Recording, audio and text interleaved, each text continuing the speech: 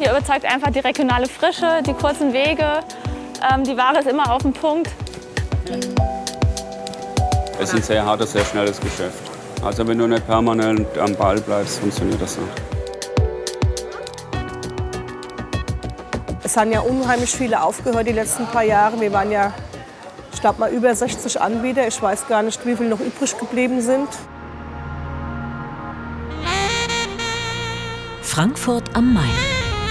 Während die Stadt noch schläft, herrscht hier schon Hochbetrieb. Der Blumengroßmarkt um 4 Uhr früh. So, wir gehen raus. Don Lorenzo. Buongiorno.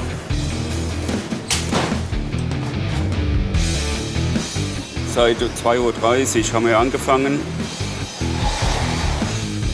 Machst du da vorne hin, ne? Okay, mit den kleinen Agapanthus. Unmengen an Blumen. Jeden Tag frisch geliefert. Heute haben wir circa, ich denke, so 60.000 Stiele.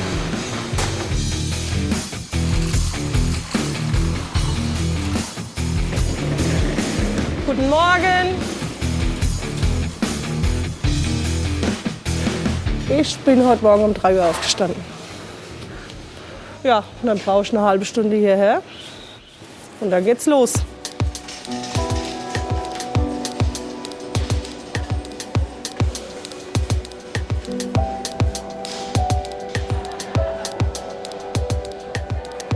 Vorwiegend sind es Gärtnereien aus der Gegend, die hier verkaufen.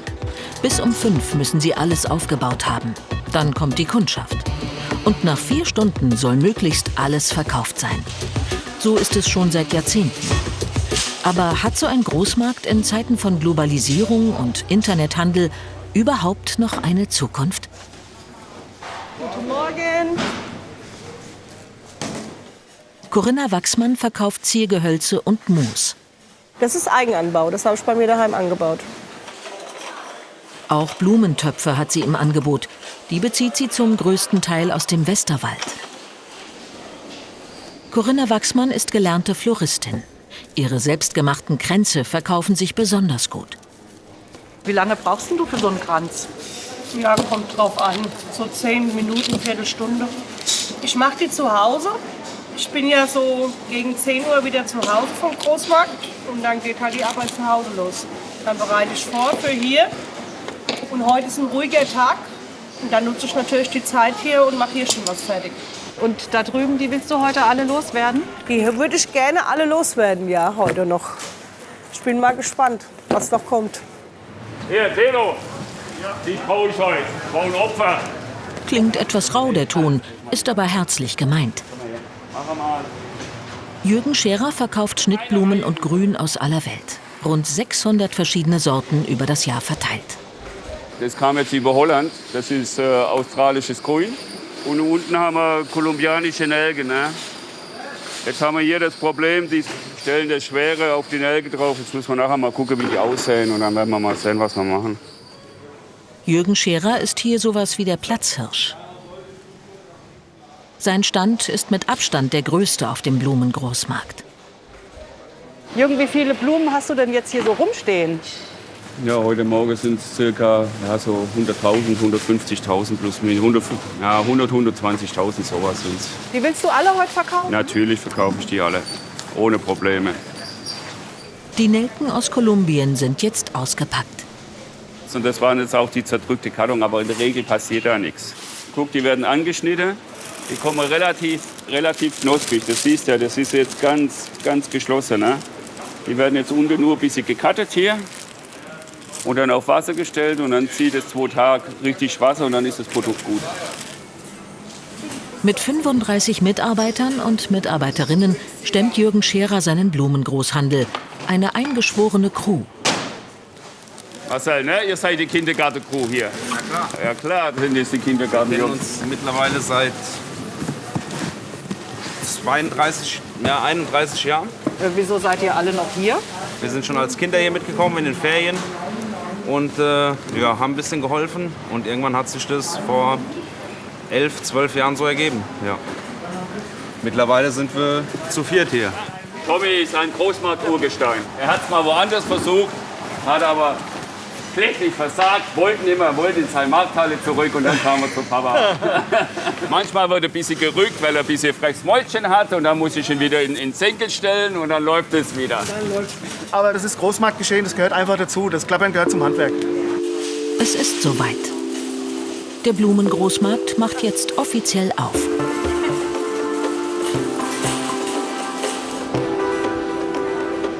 Täglich kaufen rund 300 Kunden und Kundinnen hier ein. Vorwiegend Floristinnen und Gärtner. Ohne Mitgliedsausweis kommt keiner rein. Den haben fast 4000. Darunter auch Kundschaft, die man hier nicht erwartet hätte. Wir kommen sehr regelmäßig, weil wir jedes Mal, wenn wir unser Altar schmücken, brauchen wir sehr, sehr viele Blumen. Ja. Weil wir wollen ein Stück Heimat wieder zurückbringen. Und deshalb freuen sich die Gemeinde, wenn die Blumen sehen können. Ne? Wir sind daran gewöhnt, dass bei uns in der Kirche das Altar so schön geschmückt wird. Und wir machen das natürlich für Jesus. Wer das Besondere sucht, muss früh dran sein. Wo standen die denn? Die standen hier auf dem Wagen, aber die sind jetzt weg. Die sind alle. Aber so früh? Das ist doch ziemlich blöd. Wenn ich auch nur eine Stunde später kommen würde, wäre ich voll im Verkehr drin. Und dann verliere ich so viel Zeit auf der Strecke und dann bin ich lieber früher da. Um 6 Uhr muss ich daheim sein, bis meine Kinder in die Schule passt. Ich liebe es, morgens im Auto zu sitzen. Ich habe meinen Kaffee dabei. Draußen geht die Sonne auf. Ich weiß, die Vögelchen kommen so langsam. Und das sind wirklich so meine Momente, meine stillen, ruhigen Momente einfach für mich.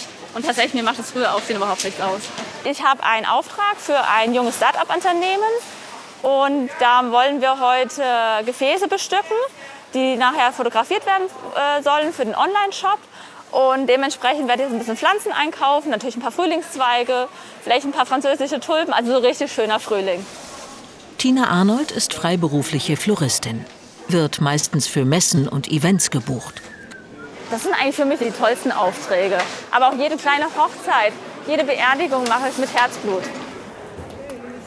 Schön, kann Frühling werden, oder? Ich habe Magnolie bestellt. Für sie ist der Blumengroßmarkt ein besonderer Ort. Vor mehr als 12 Jahren hat hier meine Selbstständigkeit angefangen. Hier vorne gibt es eine Pinnwand und da habe ich meine ersten Flyer aufgehängt und habe auf Kunden gehofft. Ich bin schon als Kind hierher gekommen mit meinem Großvater und mit meinem Vater. Und ich selbst persönlich als Floristmeisterin komme seit mehr als 20 Jahren hierher. Oh, der Blumengroßmarkt ja, ist für mich wie so eine große Familie tatsächlich. Ich habe hier die Gärtner, die regionale Ware anbieten. Ich habe Kollegen und Kolleginnen, ja, mit denen ich mich auch einfach mal austauschen kann, ein paar private Worte wechseln. Und das ist einfach eine schöne Gemeinschaft. Hallo Corinna, guten Morgen. Ja, guten Morgen. Grüß dich. Na, alles gut? Wo ist denn dein Hund? Der ist heute zu Hause. Oh, schade. Ja, da musst du heute heimplanen. Ich habe gesehen, du hast so wunderschöne Zweige. Ja. Ich brauche die zwar nicht heute für einen Auftrag, aber kannst du mir 2 Bund für Samstag weglegen? Ja. Das wäre toll. Prima. Gerne. Corinna Wachsmanns Gärtnerei verkauft auf dem Blumengroßmarkt, seitdem es ihn gibt. Sie ist hier ein Urgestein. Übernommen habe ich den Betrieb mit 19. Und vorher war ich halt ständig in Ferien mit meinem Vater hier. Und da war auch immer viel für Kinder geboten. Go-Kart fahren und Spiele draußen im Freien. Da waren wir als Kinder ganz oft hier. Und ich habe eigentlich das hier schon immer gelebt. Also tatsächlich fing das mein Großvater an, während dem Krieg noch. Der hatte so Palmkätzchen und so Sachen. Ist er tatsächlich mit dem Zug hierher gefahren und hat verkauft von Aschaffenburg aus. Ja, und später hat mein Vater das dann übernommen. Und ich bin dann praktisch die 3. Generation. Ich glaube, wenn du in so einer Gärtnerei aufwächst, in so einem Betrieb, das war halt immer Familienarbeit. Wir Kinder mussten von klein auf helfen und irgendwie bleibt dann irgendwas auf der Strecke und das war halt dann wirklich auch die Schule.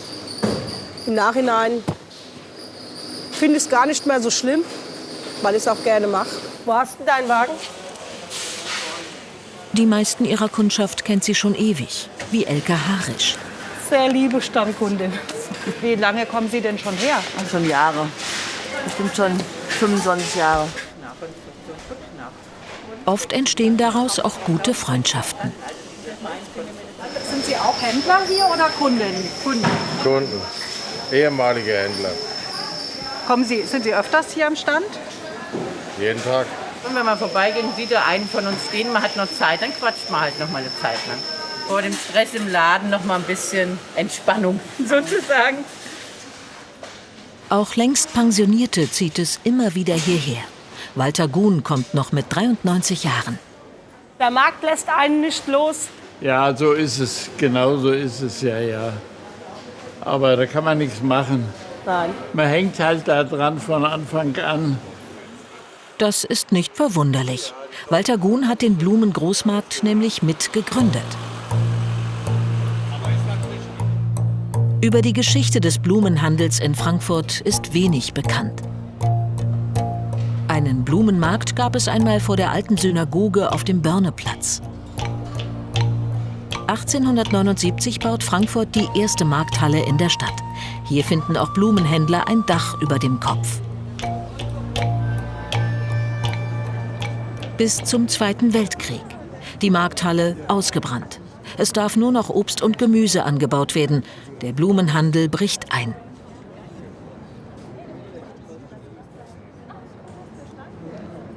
Nach Kriegsende geht der Verkauf in den Trümmern der Markthalle weiter. Dann, 1954, endlich eine eigene Markthalle für die Blumenhändler, gebaut von der Stadt.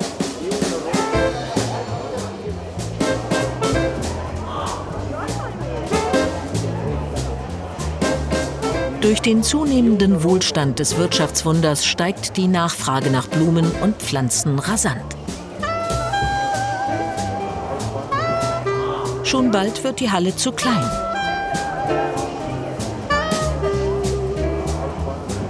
Deshalb schließen sich Gärtner zusammen und gründen eine Genossenschaft.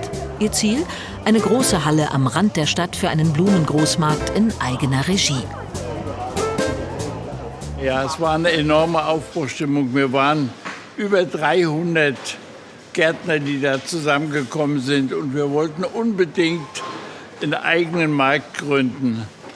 Aber man hat uns Schwierigkeiten gemacht, dass wir in Eigenverantwortung das machen wollten. Das hat der Stadt nicht so gepasst. Es war viel, viel Arbeit. Nach 2,5 Jahren ist es geschafft. 1965 wird am Rand der Stadt der neue Blumengroßmarkt eröffnet.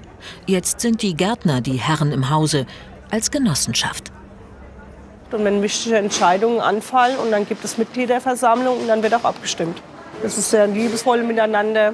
Man kennt sich halt schon jahrzehntelang. Es wird auch viel privat erzählt untereinander. Da ist ja der Jan. Und? Wenn ich liege, geht's. Wenn du liegst, geht's? Ja. Jan und ich, wir kennen uns auch schon seit wir Stöpken sind, ne? Ja. Wir sind zusammen Go-Kart gefahren draußen, oder? Aufgewachsen hier, ja.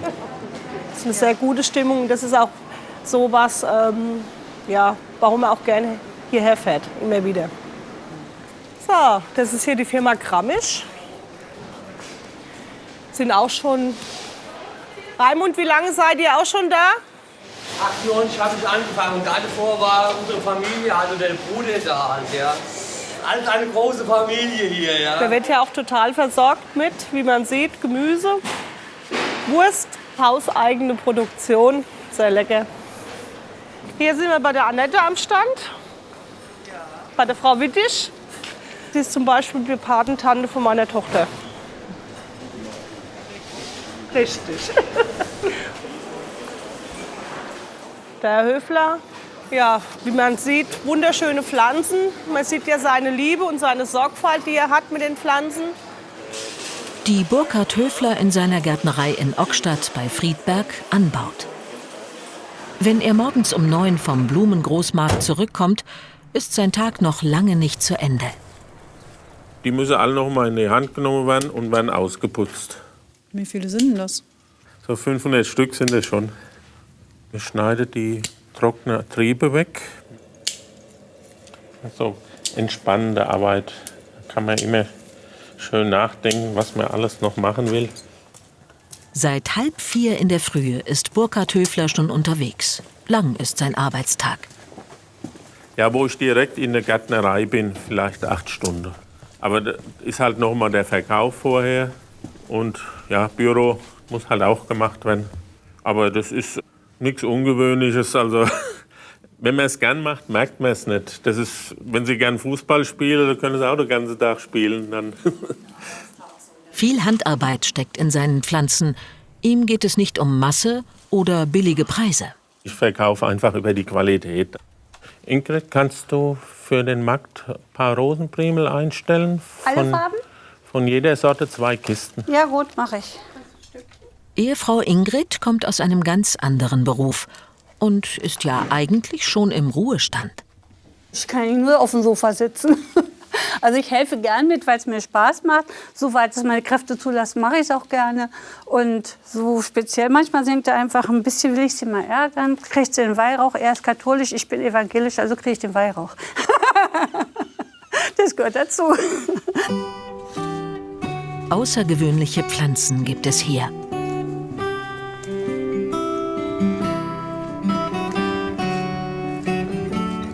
Burkhard Höfler baut nur an, was ihm gefällt.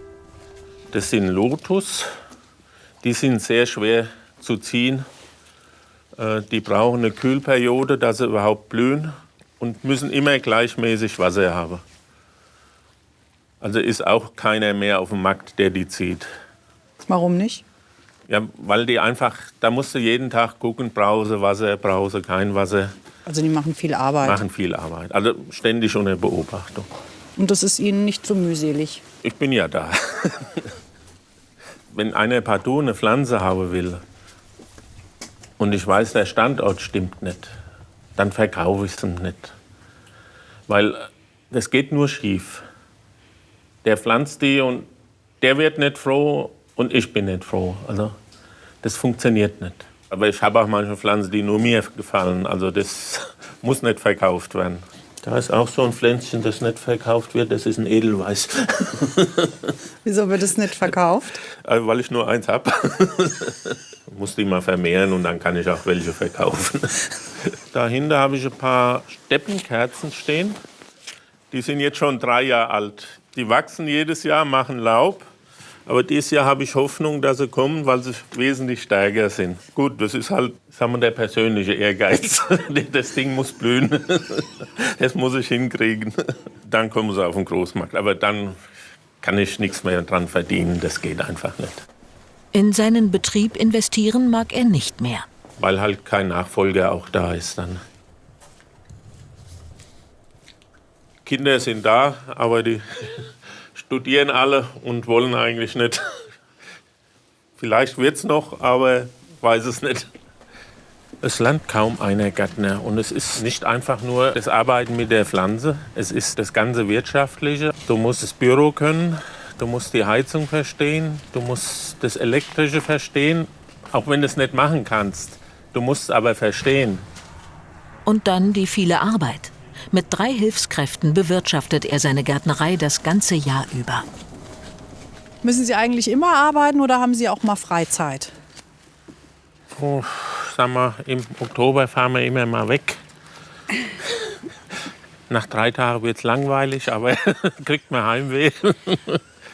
Mein Mann sagt, wenn Arbeit Spaß macht, dann ist es keine Arbeit. Die Gärtnerei ist so sein Lebensinhalt. Ich würde mal sagen, ohne die Gärtnerei würde er eingehen. Der braucht das einfach. Dass es für seinen Betrieb keinen Nachfolger gibt, damit hat er sich abgefunden. Es wäre schön, aber ja, ich bin irgendwo auch endlich. Und wenn es vorbei ist, ist es vorbei. Und Burkhard Höfler ist nicht der Einzige, der seinen Betrieb dicht machen wird. Ich werde das hier vielleicht noch 10 Jahre machen und dann ist für mich ja wirklich auch Schluss hier. Dann habe ich auch lang genug hier gestanden. Bei mir wird nichts nachkommen mit Nachwuchs. So werden die regionalen Gärtnereien auf dem Blumengroßmarkt immer weniger. Der Blumenimport bleibt davon unberührt. Der Leohase, hast du so ein Handy schon mal gesehen? Sie kennen sich schon lange? Ganz so lange können wir uns noch nicht. Also. Nee, das stimmt. Aber ja, so ein bisschen Spaß muss sein. Ja. Seinen Blumenstand hier in Frankfurt hat Jürgen Scherer seit 30 Jahren. In den Blumengroßhandel bin ich reingeboren, ja. In Stuttgart. Wir haben damals schon Blumengroßhandel in den 70er Jahren gehabt. Und da musste ich dann auch schon mit als kleines Kind. Und naja, so ist es bei mir hängen geblieben. Ich hatte was anderes vor ursprünglich, aber dann ist mein Vater relativ schnell oder früh verstorben und dann habe ich den elterlichen Betrieb übernommen. Den er aber mit seinem Bruder teilen musste. Damals der Betrieb, der hätte praktisch nicht 2 Familien ernähren können. Und da habe ich schon in den jungen Jahren gedacht, ich suche mir was anderes. Und dann habe ich mich für Frankfurt entschieden. Das Geschäft hat er von einem Italiener übernommen, daher auch der Name, Minicucci. War es dann am Anfang schwer? Ja, sehr schwer. Weil es waren viele Anfeindungen hier von den Kollegen und es war sich schwer, all die Jahre durchzusetzen, muss man schon sagen. Das war nicht so einfach. Und wie ist das Verhältnis heute hier? Das Verhältnis ist gut, jeder akzeptiert jeden. Ja. Und jeder hilft auch jedem und es ist schon in den letzten Jahren gewachsen. Seine Blumen bezieht Jürgen Scherer von den größten Blumenbörsen der Welt.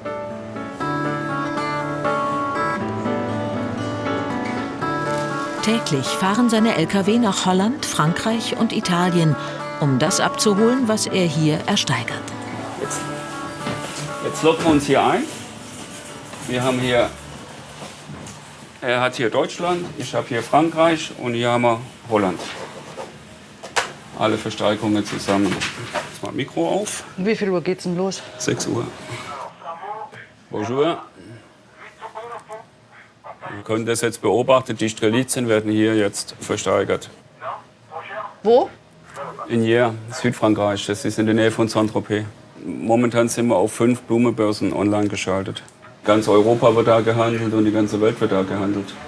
Auch auf den Auktionen. Zum Beispiel hier kommt auch Kenia, siehst du, die Herkunft. Und die habt ihr jetzt alle parallel gleichzeitig im Blick? Ja, praktisch jeder kauft seine Gruppe, seine verschiedenen Gruppen. Ich kaufe jetzt hier die Rosen, der Christian kauft die Eustoma, Fred kauft die ganze Tulpen, die ganze Beiblume.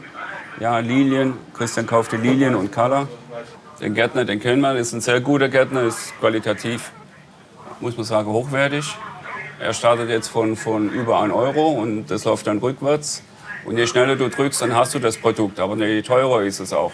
Ich nehme jetzt vor, ungefähr bei, 63 zu drücken. Du legst da schon für dich eine Grenze fest? Ja, wir legen eine Grenze fest. Ja, es geht sogar drunter, guck. Zuschlag per Klick. Ja. So, jetzt habe ich es gekauft. Wir versuchen jetzt die nächste Partie mit 41 Cent oder so zu erwischen. Da ist Fingerspitzengefühl gefragt. Jetzt habe ich es nicht. Siehst du, jetzt war er zu spät zum Beispiel. Steigt da der Adrenalinspiegel, wenn man da irgendwie sowas haben will? Ja. Ja, wenn du da nicht rankommst, dann auf jeden Fall. Dann bist du ein bisschen frustriert und dann gibt's dann halt, wir nennen das dann gibt's halt ein bisschen Gas. Das hat schon so ein bisschen was von Zocken. Ja, stimmt. Der Blumenhandel ist ein Riesengeschäft.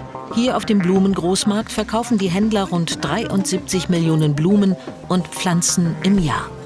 Und weltweit werden jährlich rund 30 Milliarden Euro mit Zierpflanzen umgesetzt. Im Schnittblumenverkauf sind die Deutschen Europameister, aber weniger als 20% stammt aus dem heimischen Anbau. Der Rest wird importiert. Sie ist die meistverkaufte Blume der Welt. Alleine in Deutschland werden jährlich über 1 Milliarde Rosen verkauft, auch im Winter. Die meisten kommen aus Lateinamerika und Afrika, wo das ganze Jahr über optimales Rosenklima herrscht. Oft ist es Massenware, geerntet von billigen Arbeitskräften zu schlechten Arbeitsbedingungen. Die Konsequenz: Verseuchung der Umwelt durch Pestizide und Dünger. Der Druck der Öffentlichkeit hat Rosenzüchter aber zum Umdenken gebracht. Vielerorts ist der Anbau nachhaltiger geworden. Leider gibt es immer noch bei vielen Discounter halt die, wie soll man sagen, diese billige und meiner Ansicht nach sauber produzierte Ware da. Ja, das gibt es immer noch. Jürgen Scherer bezieht Rosen aus Ecuador. Qualität ist gut, sehr gut. Sehr schöne Köpfe, jetzt noch ein bisschen schlapp, aber so nach einem Tag, einer Nacht im Kalten und ein bisschen Wasser, dann werden die fest und verkaufsfertig.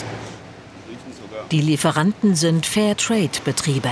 Die Farmen, die sind lizenziert, haben Schulen dabei, haben Kindergärtner für die Angestellte dabei. Und da ist es wirklich in Ordnung. Zum Beispiel die Nikita oder so, das sind ganz kleine Gärtner, das auch aus der Anden, das ist ein ganz kleiner Gärtner ist das. Aber gut. Kennst du die Betriebe persönlich? Ja, ich habe mir die mal angeschaut, aber das ist schon ein paar Jahre her. Ja. Und da war das wirklich, wir haben auch Bilder davon, wir waren da, sind auch rumgeführt worden. Ja.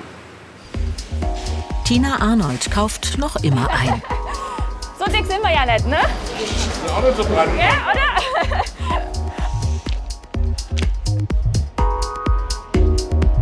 Ja, du musst die Hosen immer so hoch. Oh, hier ist wieder was los. Ich brauche auf jeden Fall ein paar Grünpflanzen. Mein Auftraggeber hat mir schon erzählt, dass wir, sie nennen es Wollis, bepflanzen. Das sind sozusagen runde Wandgefäße, auch momentan ein Riesenhit, begrünte Wände. Und dementsprechend wollen wir die bepflanzen und fürs Fotoshooting entsprechend vorbereiten.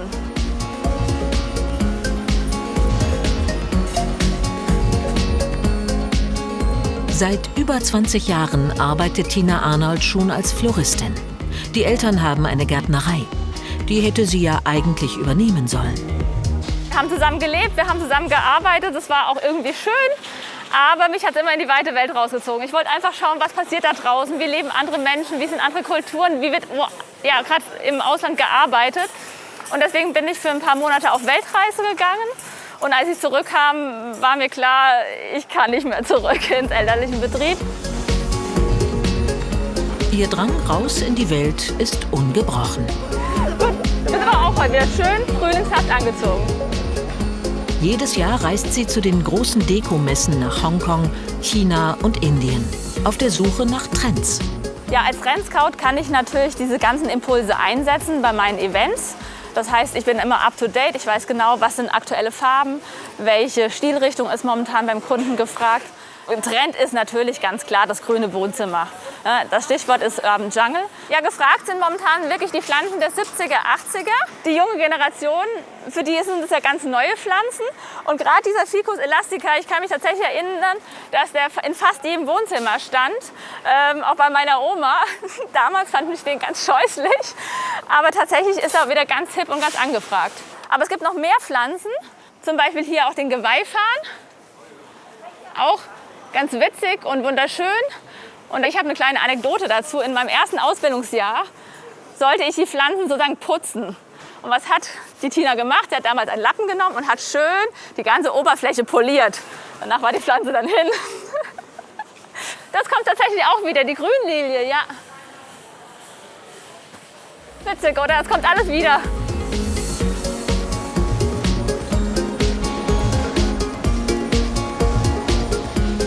Was im Blumengroßmarkt auffällt, sind immer wieder Lücken auf der Verkaufsfläche.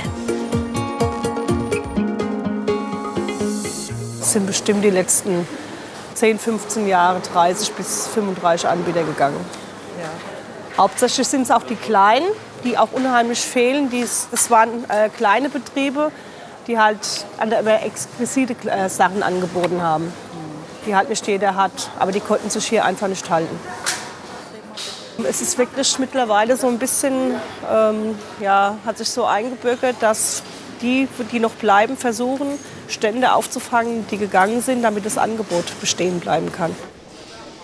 70 Anbieter waren es vor 8 Jahren.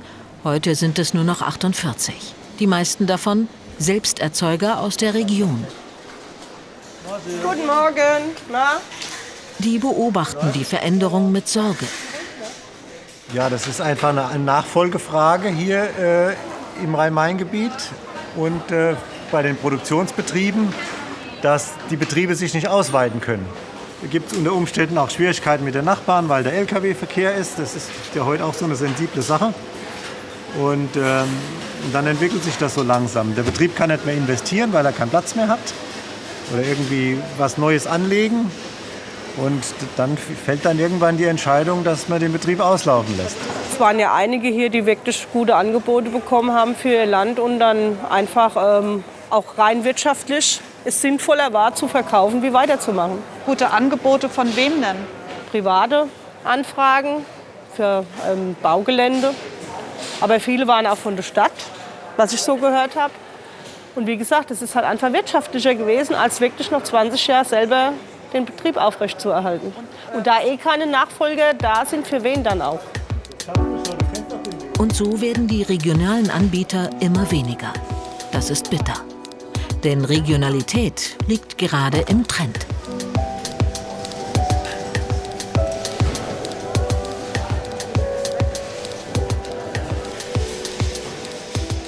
Für mich ist ganz wichtig, die regional erzeugten Produkte, die ich hier kaufen kann, und zwar auch mit der Saison.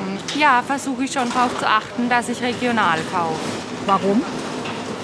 Weil ich das eine gute Sache finde, wenn es halt aus der Region kommt und nicht so lange Transportwege auf sich genommen hat. Die Wege sind kürzer, wir haben das Gefühl, die Sachen sind frischer und ich unterstütze die örtlichen Gärtner, weil wenn alles vom Ausland kommt, dann gibt es hier keine Leute mehr und ich finde das einfach wichtig. Und ich freue mich, wenn ich dem Kunden sagen kann, das kommt aus Offenbach oder es kommt aus Bad Nauheim oder das ist mir wichtig. Es gibt ein Markenzeichen, das auf Regionalität hinweist. Mit dem Logo "Ich bin von hier" darf sich nur auszeichnen, wer nicht weiter als 100 Kilometer vom Umschlagplatz entfernt produziert. Dem regionalen Gartenbau könnte das im Konkurrenzkampf gegen Billigimporte eine Hilfe sein. Aber einige behaupten auch, die regionale Ware sei zu teuer. Wir haben seit vielen, vielen Jahren kaum einmal eine Preiserhöhung gehabt, obwohl insgesamt ja alles teurer geworden ist. Aber die Pflanze, wenn man da mal ein paar Cent erhöhen will, dann ist, sag ich mal, das Geschrei gleich groß. Und das liegt halt mit dran, dass halt auch in branchenfremden, also wie jetzt Lebensmitteleinzelhandel oder so, die Preise einfach teilweise viel, viel zu niedrig sind, für ein Geld verkauft wird, wo man eigentlich nichts produzieren kann. Man muss ja auch wirklich sehen, was da für eine Arbeit dahinter steckt. Ärgert dich das? Ja. Ja, das ärgert mich wirklich, dass es einfach nicht wertgeschätzt wird. Wenn man im Lebensmitteleinzelhandel zum Beispiel Geranien kauft, die zu klein sind, und dann kaufen die Leute 10, um einen Kasten voll zu kriegen, und von uns reichen vielleicht 4 Geranien, dann ist man in einem ganz anderen Preissegment, ja. Aber das muss man sich halt auch bewusst machen. Familie Pippert verkauft auf dem Blumengroßmarkt schon seit 50 Jahren das, was sie in ihrer Bad Homburger Gärtnerei selbst anbaut. Und die haben sie fit gemacht für die Zukunft. Das macht sie auch für junge Mitarbeiter attraktiv. Hallo Florian, guten Morgen. Ich wollte dir nur schon mal den Zettel durchgeben. Ja, Seit 3 Jahren arbeitet Florian Gruka für die Gärtnerei Pippert. ja. Gemischt, ja. Gut, danke. Bis später. Tschüss. Er hat sich gerade für den Meisterlehrgang angemeldet. Guten Morgen, Dominik. Also wir müssen für den BZG 2 Wagen Belles packen. Hast du schon Wagen gebaut? Dann kannst du dir schon mal einen mit hochnehmen. Dass immer mehr Gärtnereien aufgeben müssen, weil sich kein Nachfolger findet, kann er nicht verstehen. Es ist halt schon ein sehr interessanter Beruf und es gibt halt wirklich sehr, sehr viele Weiterbildungsmöglichkeiten, ein großes Angebot und es macht halt wirklich Spaß, im Freien zu arbeiten. Deswegen kann ich das eher nicht nachvollziehen, warum so viele aufhören. In 10 Gewächshäusern ziehen sie hier Blumen und Pflanzen der Saison groß. Also wir haben jetzt so ungefähr 500.000 an Sommerpflanzen, die wir produzieren. Frühjahrsblüher haben wir so ungefähr 90.000 Stiefmütterchen und 130.000 Hornfeilchen und auch verschiedene Sorten halt.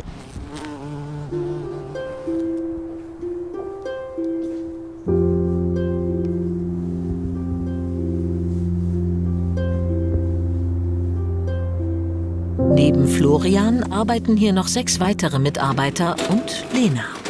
Und Lena, alles gut? Sie ist Auszubildende. Also die Lena bringt jetzt hier zurzeit Nützlinge aus. Das sind Raubmilben, die sind sozusagen sind gegen Schildläuse und weiße Fliege. Und wir machen das, weil wir in diesem biologischen Bereich mehr machen wollen und von dem chemischen Pflanzenschutz wegkommen wollen. Es ist ein moderner Betrieb, in den Pipperts viel investiert haben. Bewässert werden die Pflanzen mit Regenwasser. Das wird über die Dachflächen gesammelt und in dieses 1,7 Millionen Liter fassende Becken geleitet. Der Bewässerungsteich sozusagen ist komplett an die ganze Gärtnerei angeschlossen. Und jedes Haus hat ein geschlossenes System nochmal zusätzlich, also eine Zuleitung und eine Ableitung. Und dadurch können wir auch in das Gießwasser immer Dünger mit einmischen, was dann im geschlossenen System bleibt. Also es geht nichts verloren. Es geht nichts verloren, richtig. Auch hier geht für den Chef die Arbeit nach dem Großmarkt weiter. Morgen. Morgen. Wir haben gut verkauft. Was ist denn sonst zu machen? Ja, du musst noch mal nach der Heizung gucken, ob noch genug Holz da ist. Okay, alles klar, mache ich. Ich komme dann wieder runter, gell? Ja. Vor einigen Jahren hat Christian Püppert sich eine Holzhackschnitzelheizung geleistet. Das Brennmaterial Grünabfälle, geliefert von Garten- und Landschaftsbauern. Das ist absolut CO2-neutral. War aber auch eine große Investition. Wir haben immer höhere Energiekosten gehabt, wie ich mit meinem Vater hier so angefangen habe, die Gärtnerei zu betreiben. Und habe gedacht, das kann es nicht sein. Und dann haben wir nach Alternativen gesucht. Wir haben das hier vor 10 Jahren gemacht. Und heute haben wir die Diskussion über CO2-Steuer und diese ganzen Geschichten. Davon sind wir eigentlich weg. Wir waren also unserer Zeit damals ganz schön voraus. So gesehen war das gut. Die Ersparnis ist enorm. Also man muss das umrechnen auf den, sagen wir mal, auf Heizöl. Und das sind dann mit Sicherheit 30, 40, 50.000 € im Jahr. Das schwankt halt ein bisschen, je nach Winter und das, was wir halt anbauen. Die Anlage gibt uns die Möglichkeit zu heizen, wie wir wollen. Und müssen da nicht sparen und kriegen so halt die Pflanzen auf den Punkt fertig, egal wie das Wetter ist. Das macht uns auch konkurrenzfähig, ja. Auch gegen Importpflanzen, die auf dem Blumengroßmarkt immer mehr Raum einnehmen. Hier haben wir das ganze Grün von der ganzen Welt. Schwerpunkt ist auch Italien. Dann importieren wir Salal aus Kanada, Seattle kommt das Zeug. Das ist hier. Wir lassen das fliegen. Die meisten lassen das mit dem Container kommen. Aber wir lassen es fliegen einfach wegen der Frische und wegen der Qualität. Während regionale Gartenbaubetriebe aufgeben, wächst sein Blumenimperium immer weiter. Ich habe angefangen mit genau 30 Quadratmeter und heute sind wir mit allem drum und dran bei 1000. Aber auch Jürgen Scherer hat seinen Kampf, um im Big-Blumen-Business bestehen zu können. Ja, gegen unsere ausländischen Mitbewerber, also hauptsächlich aus Holland. Ne, die versenden, also die machen Online-Shops und versenden das direkt an die Blumengeschäfte und an unsere Kunden. Es ist ein sehr hartes, sehr schnelles Geschäft. Also wenn du nicht permanent am Ball bleibst, funktioniert das nicht. Bereitet dir das Kopfschmerzen? Es hatte mir Kopfschmerzen bereitet, ja, lange sogar. Aber mittlerweile denke ich, dass wir uns da sehr gefestigt haben. Ich glaube nicht, dass da auf lange Sicht, dass wir da verlieren. Für ihren Auftrag kauft Floristin Tina Arnold jetzt noch die Blumen. Den Wagen mach doch irgendwo hin. Was weiß ich, du? Mach den Wagen weg. Ich werde hier verrückt. Hast du noch französische Tulpen für mich? Französische Tulpen, ja, habe ich hinter drin im Kühler. Da fragt der Arthur hinter drin. Okay, alles klar. Okay. Danke dir.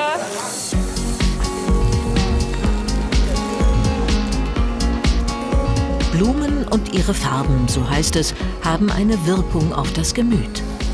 Blau. Haben wir ein schönes Blau? Ja, hier zum Beispiel, vergiss mal nicht.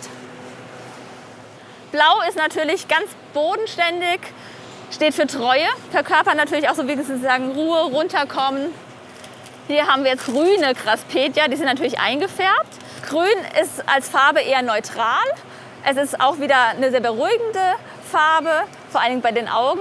Ja, und hier bei Gelb, also schöner kann der Frühling ja eigentlich gar nicht sein. Gelb steht natürlich immer für Fröhlichkeit, für Optimismus, für Ausstrahlung, Sonne und Energie. Dementsprechend versuchen wir natürlich, diese Farben auch einzusetzen. So, ready. Erledigt. Sehr schön. Schnell noch zahlen und dann ab zum Kunden. Also, wünsch dir was, gell? Ja, schönen Tag noch. Viel Spaß. Nach Hofheim. Hi. Hi, Colin. So, ja, mal so. Schön, dich zu sehen auf jeden Fall. Ja, schön, auch mal wieder hier zu sein. Finde ich auch. Darum geht es im Endeffekt, um die Wand hier. Ach, echt cool. Hier. Colin Schuld hat letztes Jahr zusammen mit seiner Schwester Finest Green gegründet. Ein Onlinehandel für Vasen, Pflanzgefäße und Moosbilder, mit dem sie ziemlich erfolgreich sind. Die Wandgefäße sind gerade der Verkaufshit. Als erstes möchte ich einen Strauß binden für die eine Vase, damit die auch wirklich sehr schön im Onlineshop zur Geltung kommt. Und hinten an der Wand, haben wir schon von Colin gehört, diese Wollies werde ich im Trend entsprechend mit Grünpflanzen einsetzen und auch ein bisschen entsprechend dann dekorieren.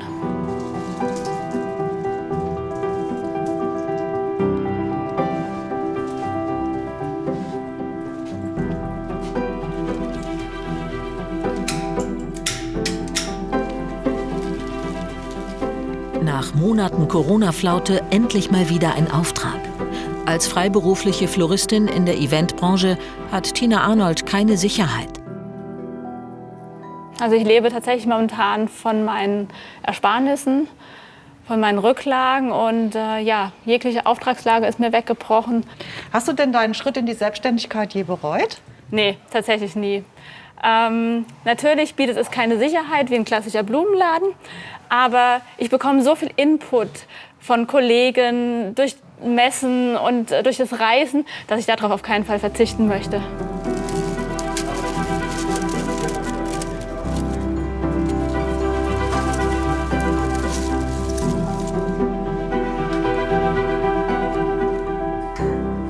So, Colin, ich wäre dann fertig. Sieht sehr schön aus. Sehr gut. Die Wallis kommen viel, viel besser zur Geltung und sind beide toll geworden.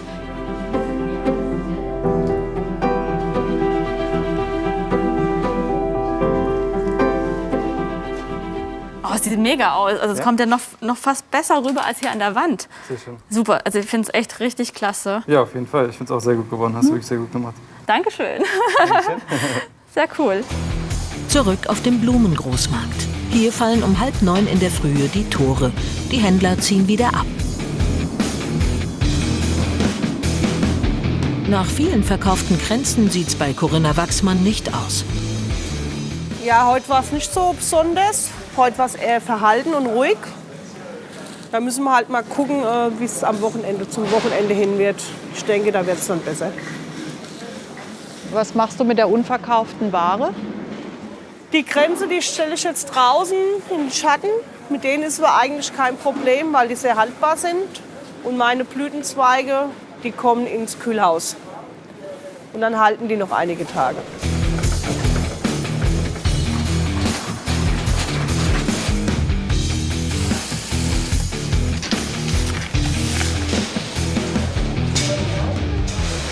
Verkauft. Bis dahin ist ja alles leer. Ist alles leer. Aber auch die blauen sind auch weg, nur noch 2 Stück. Also waren Sie zufrieden jetzt mit dem Verkauf? Ja. Bei Minicucci kommt alles ins Kühlhaus. 2 bis 3 Tage bleiben die Blumen im Verkauf. Der Rest kommt in die Kranzecke. Ah, ja, das gibt's so, Tommy. Das ist auch lalala. Oder das sehe ich da wieder falsch? Das hatte Freddy heute Morgen schon aussortiert und die Sandra hat schon aussortiert. Katastrophe.